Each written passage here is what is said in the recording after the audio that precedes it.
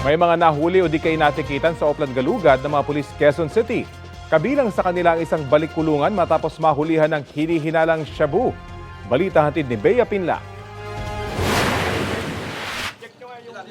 Nakayuko at nakaposas na ang kamay ng 29 anyos na lalaking ito matapos mahulihan ang dalawang maliit na sachet ng hinihinalang shabu sa Oplan Galugad ng pulisya sa Barangay Kaligayahan, Quezon City. Ang suspect, balik kulungan matapos mahuli noon dahil din sa iligal na droga. Dumayo siya eh. So possible talaga meron dito na mga kasamahan siya. Hindi na nagbigay ng pahayag ang suspect. Dalawang lalaki rin ang naaresto matapos mahuli sa aktong naglalaro ng Karakrus na may higit 1,000 pisong taya.